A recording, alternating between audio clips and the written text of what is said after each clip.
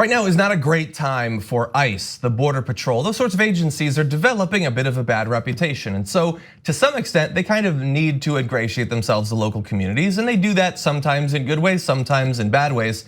Ken Klippenstein of TYT Investigates was sent an exclusive video showing an event where the CBP was doing some work to try to get along better with the local community, including with kids. So take a look at what was revealed.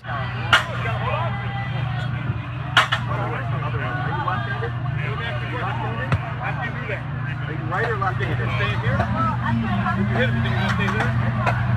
That way? Hit him, you want to go left handed, right? Hit him? Right? Get out of the way if you're left handed. So it's a little bit more difficult. You gotta watch him here. Step on this side. You don't want to stay there. You want to move. So you hit move. There you go.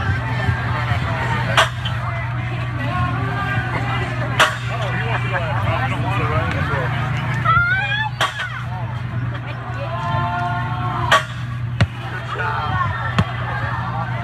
So if it's not clear what that was officers of the CBP teaching a kid, hey, wouldn't it be fun if you knew how to break down doors with a battering ram the way we do?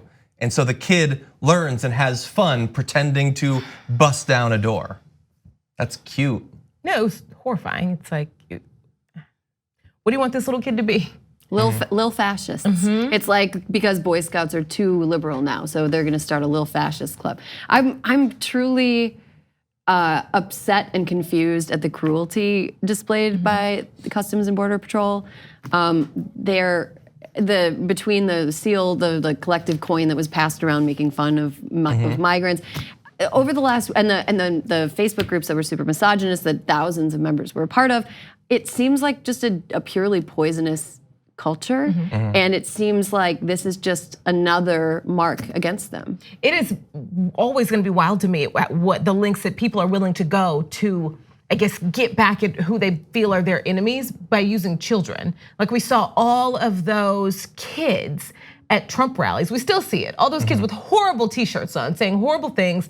We see, that the little kid that they have dressed and mocking AOC, the child who doesn't seem old enough to even understand what she's doing. And now this child who may not be old enough to participate in an actual ICE raid, but will go back to school and be able to, any kid, not saying this kid specifically, but this type of behavior and this rhetoric that does make its way into schools where there are little brown kids, where there are other kids whose parents fight against this, who learn these things, who say these things. And I don't know, I just think about the racism and nastiness that's already running rampant through elementary schools, because that's how old that kid looked. And it's an adult, because I can't think of what possibly could have been. I didn't hear audio, I didn't hear the speech given before this, why this kid needed to know this, why this was something cool for a kid, what their actual excuse was, but it's gross to me. I can't think of anything good. I think the context that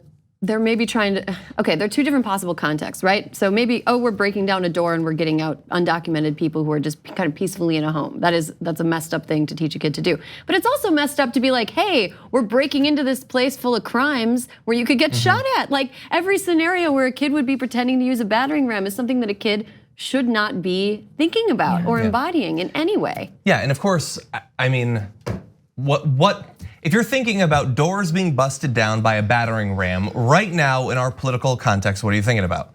Probably the massive raids that Donald Trump says are gonna deport literally millions of people. I mean, especially when a Border Patrol employee is teaching No, it's likely that, that's absurd and it would be far too expensive and far too complicated. They're not actually going to do it, but the goal is there. And so right now, that's the context that this exists in. I'm sure that there are some people in these agencies that care about law and order or whatever and are not driven by misogyny or racism, I guess. But you gotta know who you're working for right now. And while these agencies do have a job and hypothetically can do good, is that what Donald Trump and Stephen Miller are using them for right now? No. Is that the goal? Like it. The goal isn't just order and then there's some suffering, unfortunately. It's we want suffering, we want cruelty, we want to scare people away from coming here. And to do that, Stephen Miller isn't gonna be mistreating these kids unless he's got some sort of personal relationship set up with one of these facilities I don't know about. they're going to do it. And so whether you sign up for ICE or the Border Patrol because you just care about securing this country, you are a tool of oppression and suffering right now, just by the very nature of the administration that controls you. And you mentioned the coins. Obviously that video was terrible. Thank you to whoever it was that sent it in to Ken, and Ken with a great write-up about it on TYT.com.